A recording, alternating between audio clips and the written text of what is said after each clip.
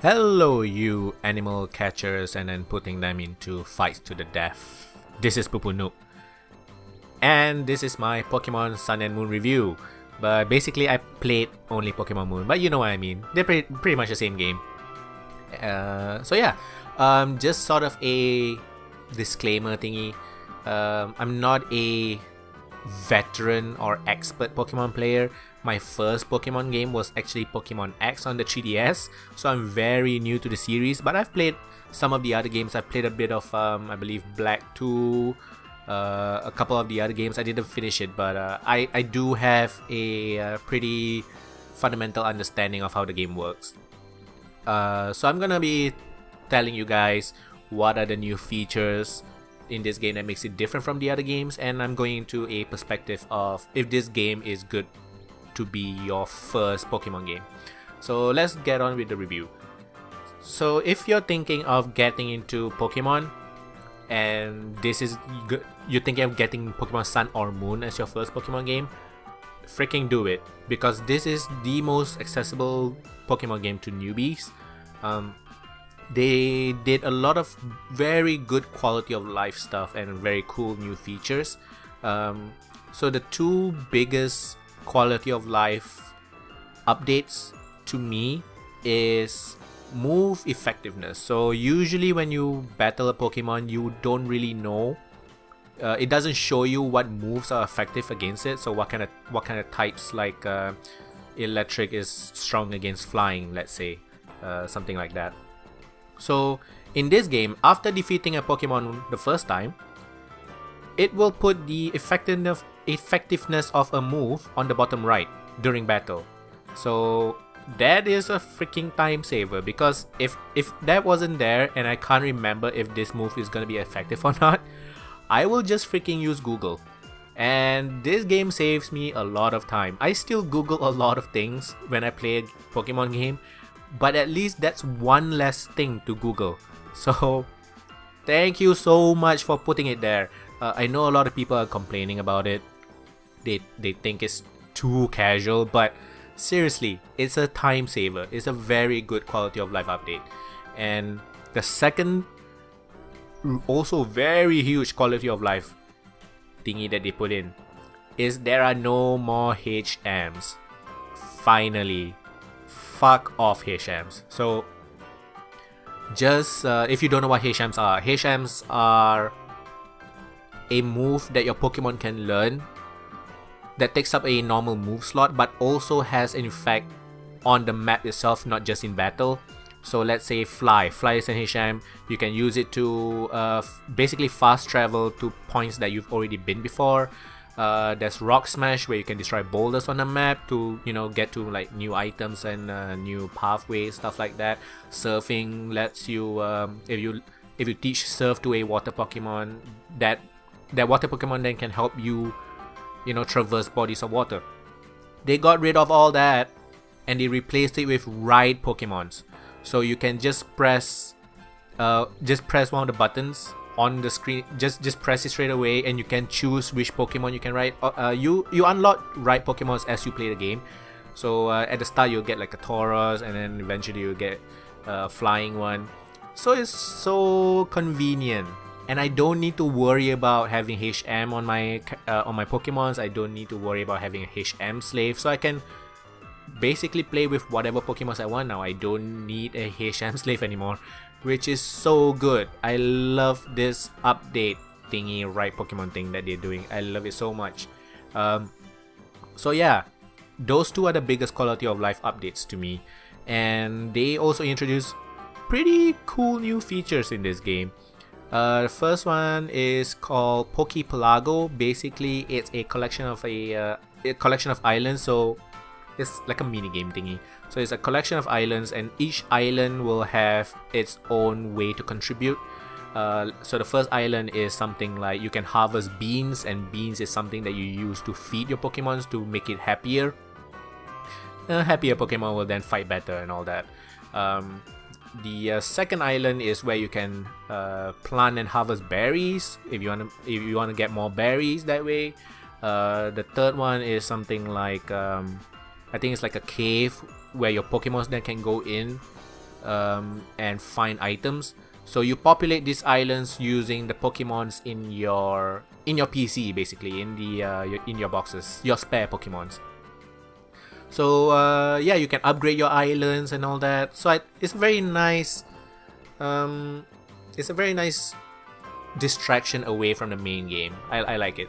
The second one, a very, very big feature actually, Pokemon Refresh. So in the Pokemon X as well, Pokemon X and Y, they have this feature where you can pet your Pokemon. You can pet it, you can feed it things, and you'll get happier, it will fight better. So Pokemon Refresh is that, but it also has a new use for it now.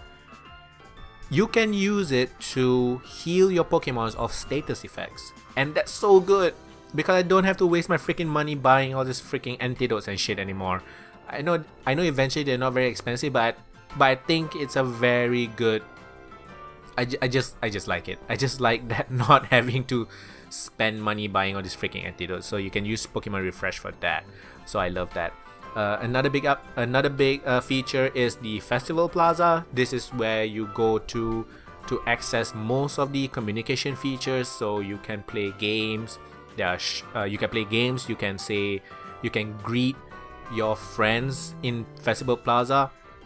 Doing those stuff will then get you FC, which is friendship coins, and friendship coins is sort of like a currency that you can then go to the shops and buy stuff and all that.